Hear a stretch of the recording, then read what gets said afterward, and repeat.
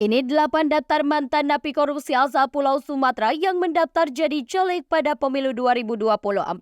Indonesia Corruption Watch mengatakan terdapat 15 nama mantan narapidana kasus korupsi terdaftar dalam daftar calon sementara pada pemilu 2024.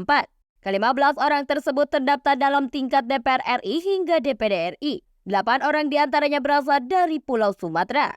Berikut ke-8 daftar caleg mantan napi korupsi yang mendaftar pada pemilu 2024. 1. Abdullah Puteh. Partai Nasdem Dapil Aceh 2. Abdullah Puteh merupakan mantan gubernur Aceh periode 2000 hingga 2004. Majelis Hakim Pengadilan Tindak Pidana Korupsi DKI Jakarta menghukum Puteh dengan 10 tahun penjara pada April 2005. Hal itu karena Puteh disebut menerima 3,6 miliar rupiah. Akan tetapi Puteh mendapatkan status bebas bersyarat pada 2009 atau hanya menjalani masa penjara selama 4 tahun 11 bulan. 2. Abdillah. Partai Nasdem Dapil Sumut 1.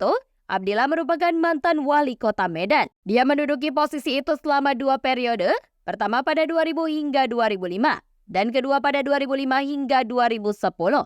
Pada periode keduanya, Abdillah terjerat kasus korupsi pengadaan mobil pemadam kebakaran dan penyelewengan dana APBD pemerintah Kota Medan tahun 2000 hingga 2006. KPK menetapkan Abdillah sebagai tersangka pada Mei 2007 dan menahannya pada Januari 2008. Majelis Hakim Pengadilan Tipikor Medan menjatuhkan vonis 5 tahun penjara kepada Abdillah. Akan tetapi Mahkamah Agung memotong hukumannya menjadi 4 tahun saja pada 2009. Dia pun keluar dari Lembaga Permasyarakatan Sukamiskin Bandung, Jawa Barat pada 1 Juni 2010 dengan status bebas bersyarat. 3. Rahudman Harahap. Partai Nasdem Dapil Sumut 1 sama dengan Abdillah.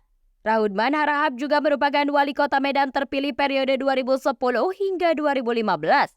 Ia terjerat kasus korupsi pengalihan aset PT Kereta Api Indonesia seluas 7 hektar pada 2015. Kasus ini diusut oleh Kejaksaan Agung dan diperkirakan menimbulkan kerugian negara sebesar 185 miliar rupiah. Majelis Hakim Pengadilan Tindak Pidana Korupsi Jakarta Pusat melepaskan Rahudman dari tuntutan jaksa pada 2 Agustus 2016. Pada tingkat kasasi, Mahkamah Agung memvonis Rahudman 10 tahun penjara plus denda 500 juta rupiah. Akan tetapi, Mahkamah Agung mengeluarkan keputusan janggal pada tingkat peninjauan kembali PK pada 27 Mei 2021. Mereka menyatakan Rahudman terbukti melakukan tindak pidana yang didakwakan kepadanya, namun tindakan tersebut bukan dinilai sebagai tindak pidana.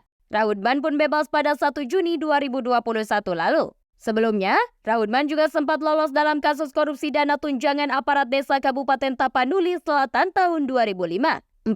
Susno Djuaji. PKB DPR RI Dapil Sumatera Selatan Susno Djuaji merupakan mantan Kepala Badan Reserse Kriminal Polri yang dikenal karena menciptakan istilah cicak versus buaya yang menggambarkan perseteruan antara Komisi Pemberantasan Korupsi melawan Polri. Susno dijerat kasus korupsi pengamanan Pilkada Jawa Barat 2009 dan korupsi penanganan kasus PT Salmah Arawana Lestari. Ia terbukti bersalah karena telah memerintahkan pemotongan dana pengamanan pemilihan Gubernur Jawa Barat. Alhasil negara dinilai mengalami kerugian sebesar 8,1 miliar rupiah.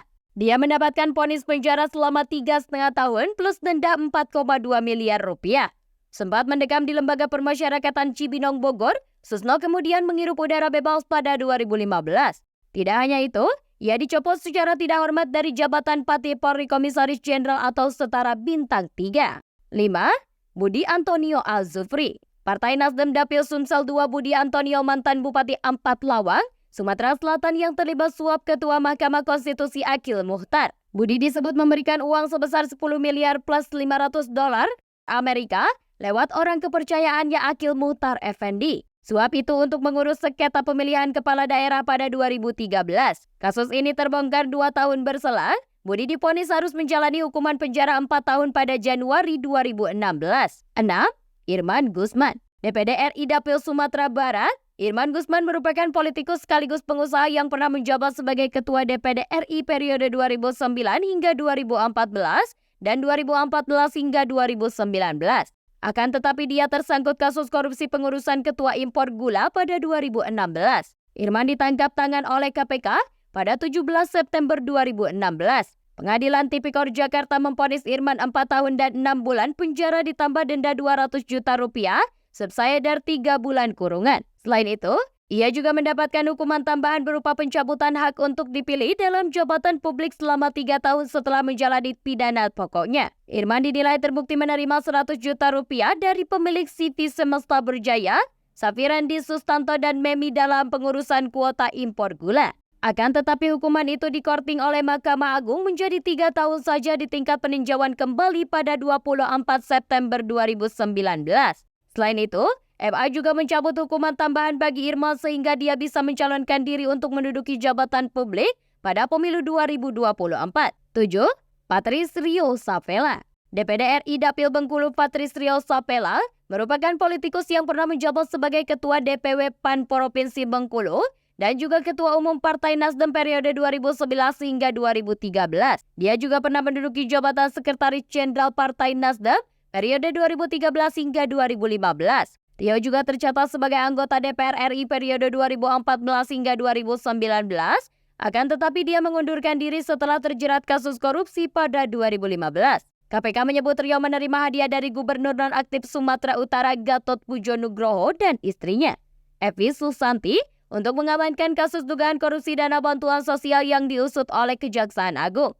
Pengadilan Tindak Pidana Korupsi Jakarta memvonis Rio 1,5 tahun penjara pada Desember 2015. Dia terbukti bersalah menerima dana 200 juta rupiah dalam kapasitasnya sebagai anggota DPR RI. Dia pun keluar dari LP Sukamiskin Bandung pada Desember 2016.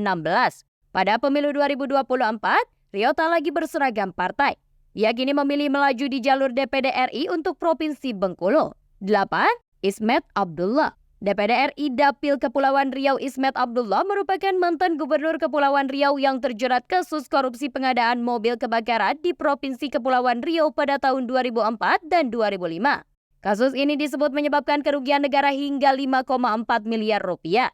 Ismet divonis 2 tahun penjara oleh Pengadilan Tindak Pidana Korupsi DKI Jakarta pada Agustus 2010.